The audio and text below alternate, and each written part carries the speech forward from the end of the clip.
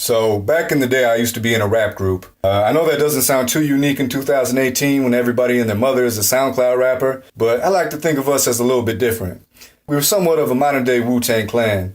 There was 8 of us, all knew each other from high school, and we all made a bunch of songs together. Some of us made beats, some of us rapped, a couple of us did both. So after a few years in, we had a pretty good catalog of songs. 3 of us picked out a song and decided we wanted to shoot a music video for it to try and help us get up into the upper echelon of the rap game.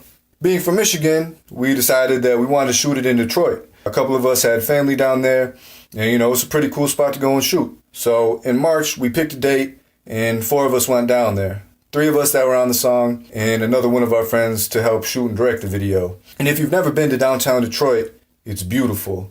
All the symbols and statues and whatnot that you see on TV, they're all pretty close to each other, so they're only about a block or 2 away. So first we shot in front of the Joe Louis Fist statue, then the GM building, and then on the DPM. And the DPM is the Detroit People Mover.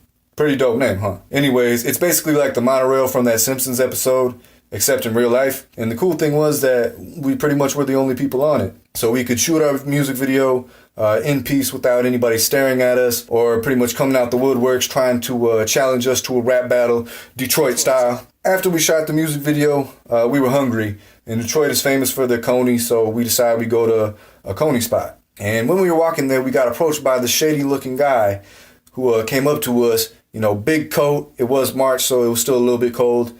But he comes up to us and he's like, "You guys smoke weed?" And since we did, we were all like, "Yeah, we smoke weed." Except for my friend Raymond, who said, "Nah, I don't smoke weed." And after we responded, the guy lifted up his big coat and went into his waistband, and he pulled out an empty Gatorade bottle and looked at my friend Raymond and said, "Can you piss in this for me, man?" And now at that point, Raymond should have said that he smoked and that, he just thought the guy was trying to sell us weed, but he didn't. He took the bottle and walked over to the Subway across the street and, obviously went to go pee in it. So now when Raymond was in the Subway, we had a conversation with this guy and he was actually pretty cool.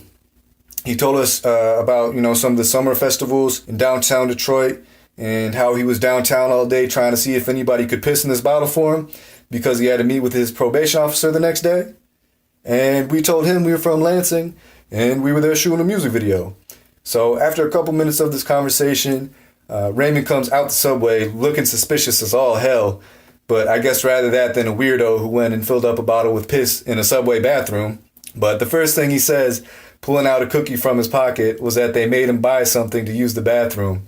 And so anyways, he hands the guy the bottle full of pee, and the guy daps us up, says thank you, he'll look out for our music video, and both groups go on our way.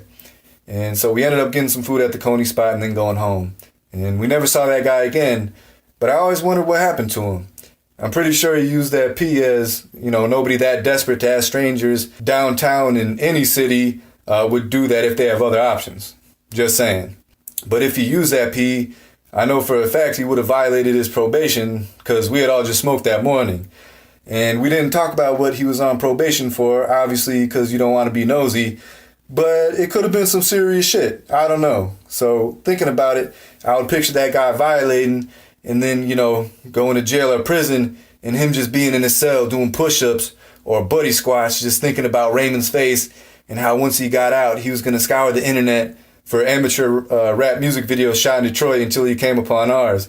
Then I could see him getting a piece of paper and a pen and going over all our lyrics, seeing if he could find any clues about, what neighborhoods we were from in our city so that he could try and find us. He'd just be listening with his headphones in, listening to our shit, just being like, "I be off that Jolly and there ain't nothing jolly about that road."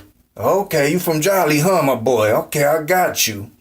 But luckily, nothing's happened, obviously, to us. I doubt it ever will.